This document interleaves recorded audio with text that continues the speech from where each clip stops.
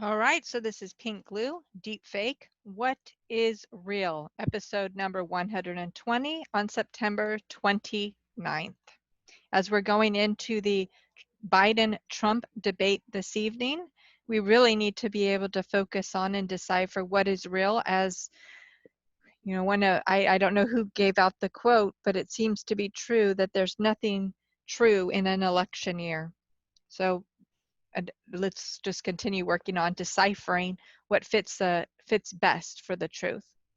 And again, thank you very, very much for all of you that are reaching out. I appreciate the DMs on Twitter at pink_glue and also the comments. Thank you very, very much. So episode 120, deep fake, what is real? Here's an article from getpocket.com, Pocket, and it is from Tiffany Wen, BBC Future. The title is The Hidden Signs That Can Reveal a Fake Photo. A picture may say 1,000 words, but what if the photograph has been fabricated? There are ways to spot a fake. You just have to look closely enough.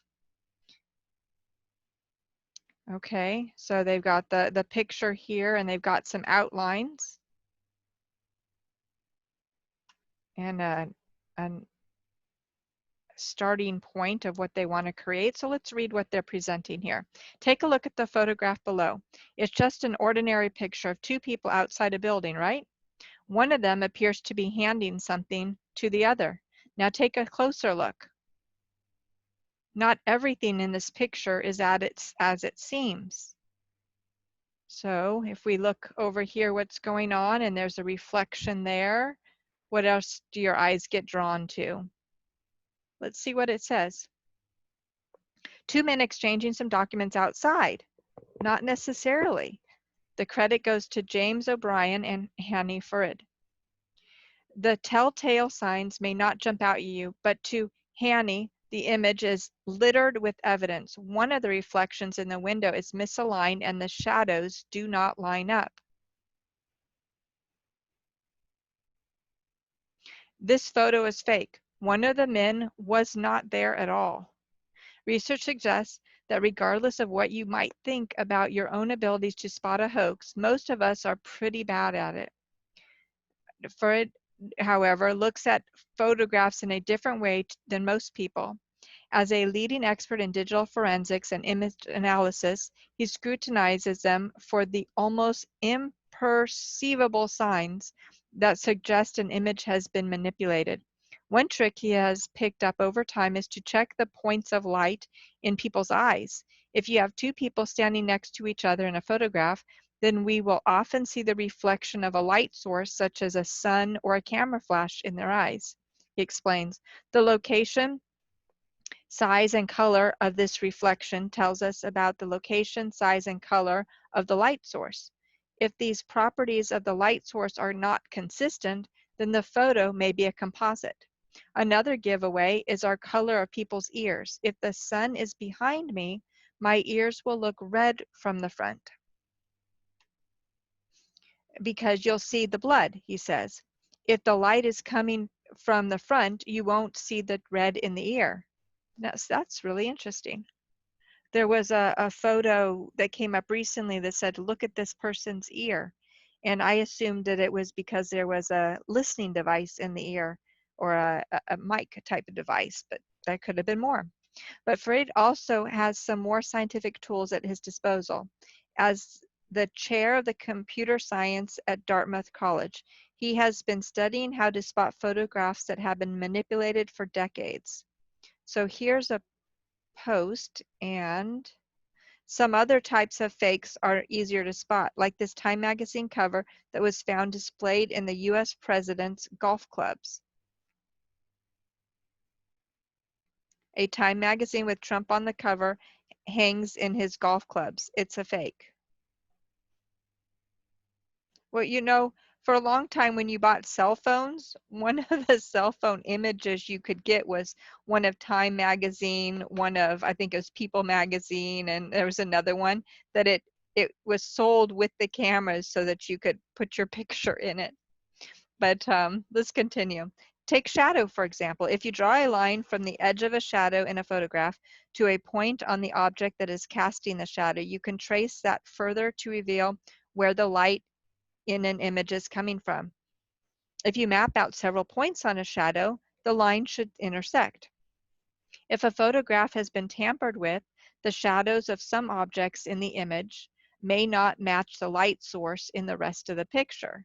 He has shown it is possible with this method to identify images that have had objects or people added after they were taken. Similarly, reflections like those in the image at the start of this article are also a giveaway.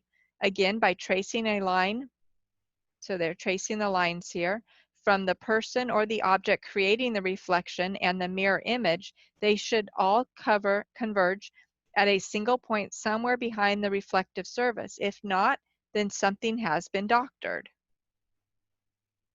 So they're not quite converging there. In today's world, fake images have implications for everything from politics to medicine. There isn't an election that goes by where you don't see fake photographs in one form or another. Images will be manipulated to make a candidate look better. They might create these crowds to add diversity so the candidate doesn't look like a racist, or the composites to show their opponents in a negative light. Now, that was really an interesting term to flow in here as far to throw in here as far as all the different options, but okay. For example, when a picture was unearthed during the 2004 presidential election showing then candidate and Vietnam War veteran John Kerry sitting next to Jane Fonda at an anti-war rally in 1970, at least one prominent newspaper referred to the image, which spread across the internet. It later turned out to be a composite made from two different images. It wasn't even real. And here's one. This photograph of Barack Obama circulated in 2008, and now my child hasn't seen a phone like this, but we can tell it's upside down. But it's fake. The clock is a clue, a reference to the TV ad about picking up the phone at 3. And here we go. Fake pictures are clearly not a new phenomenon, and indeed BBC Future has reported on their ubiquity before. In 2012, for example, we published a guide to fake images of Hurricane Sandy, which were doing the rounds at the time. You may well have seen the dramatic but fake images of supercell storm clouds swirling above the Statue of Liberty.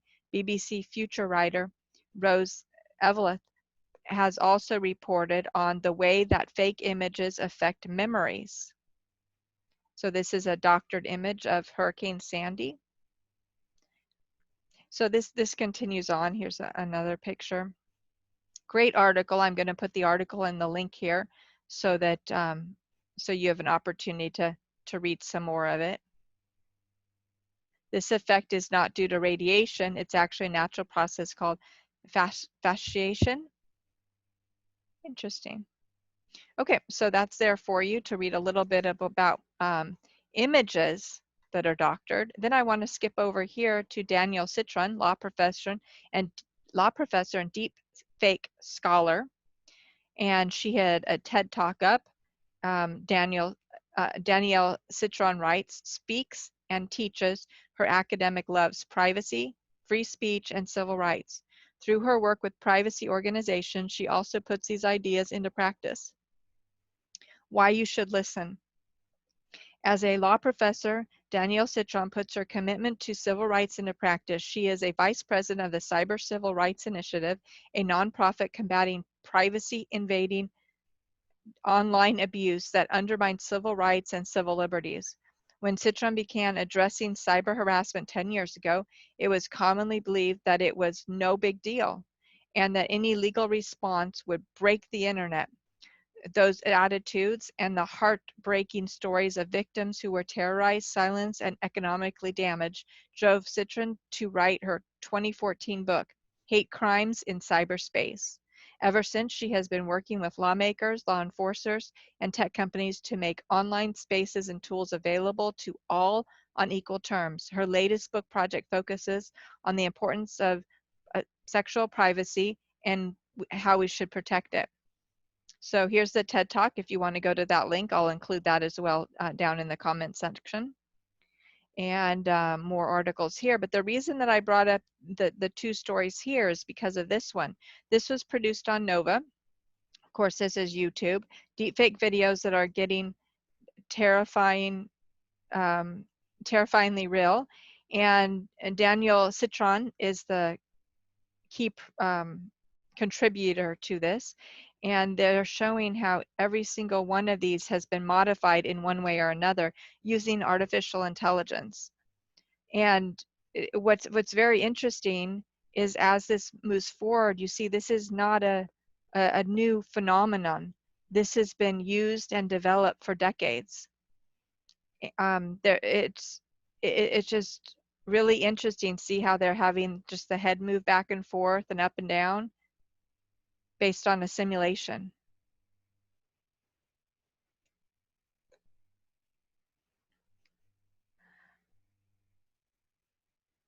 So of course I'll put the link down below as well for somebody to take a look at a little bit more of what's being presented here.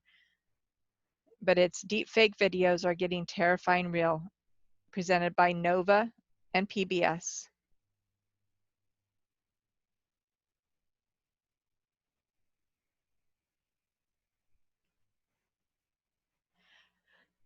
Now here they point out that the form of technology has been used in Hollywood for years, and you know that there isn't much of a separation between Hollywood and politics on the other coast.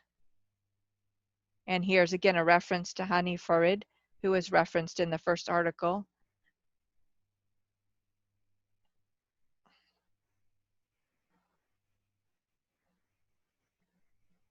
And here's Danielle Citron speaking. So I would definitely recommend taking a look at the article, looking over this overview, and finding out. Obviously, we're not going to stop it, but maybe offering a little bit of discernment in our own forensic approach to finding out what is real and what is in fact the truth.